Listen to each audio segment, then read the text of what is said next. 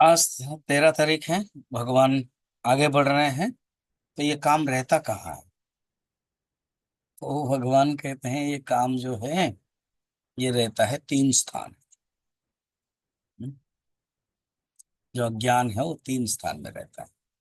40। इंद्रियाणि मनोबुद्धि अस्याधिष्ठानमुच्यते एतैर्विमोहयत्येषः ज्ञानमावृत्य देहिनम्।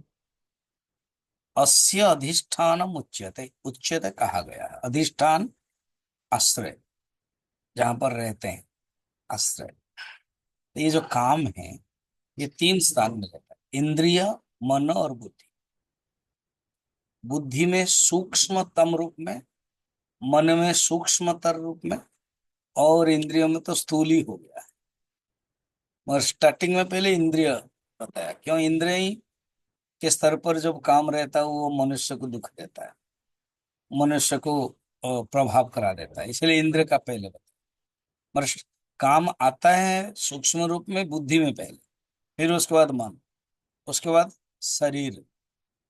शरीर मन बुद्धि जो कहा गया है, बॉडी माइंड इंटेलेक्ट।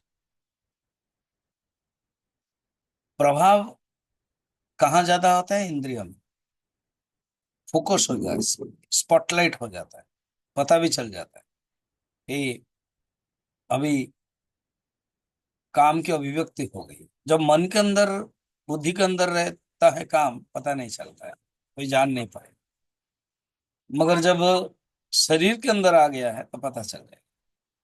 तो इसलिए इंद्रियाणि मनोबुद्धि ही अस्य। अस्य मने ये जो काम है,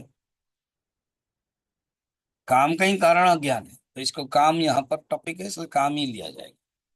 अधिष्ठान उच्यते एतर विमोहति, विमोहयति एषः ज्ञानम आवृत्य देहिनम्। इससे क्या होता है? तो जो देही पुरुष है वो इसके द्वारा ज्ञान को भी आवृत करा देता है। पहले पिछले श्लोक में बताया, उसी को भी कंटिन्यू करो। ये आवृत करा देता है। ये पहले भी बताया था, दस्यु जैसा, परिपंथी नव कहा गया था।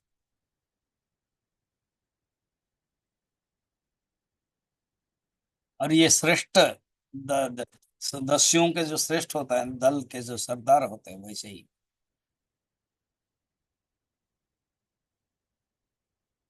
अच्छा, इसको बड़ा सुंदर में कहा गया, 3 स्थान है।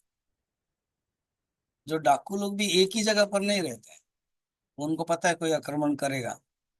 जो माफिया लोग है, माओवादी से लेकर के अभी जो चल रहा है, टेररिस्ट लोग जो बोल रहे हैं, वो एक ही जगह पर नहीं रहेंगे, उनके सब 3-4 जगह पर रहते हैं।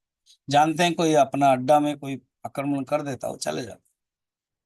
तो काम भी ऐसा है, बुद्धि में, मन में, इंद्रिय में।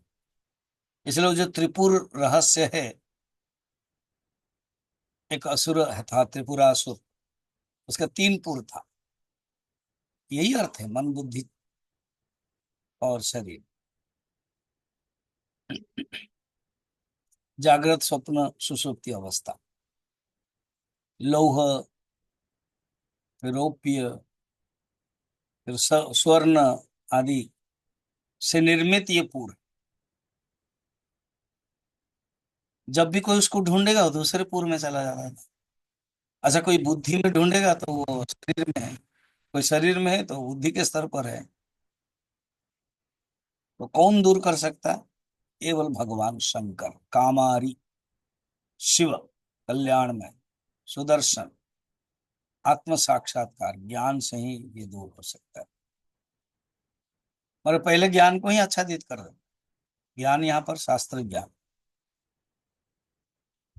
कुछ काम नहीं देता। इसलिए इसको क्या करना चाहिए? कभी भी मौका मत दो। ये बात भगवान कह रहे हैं। मोहित कर देता है पुरुष को, ये जान लो उसके बारे में। क्या करना चाहिए वो आगे बताए।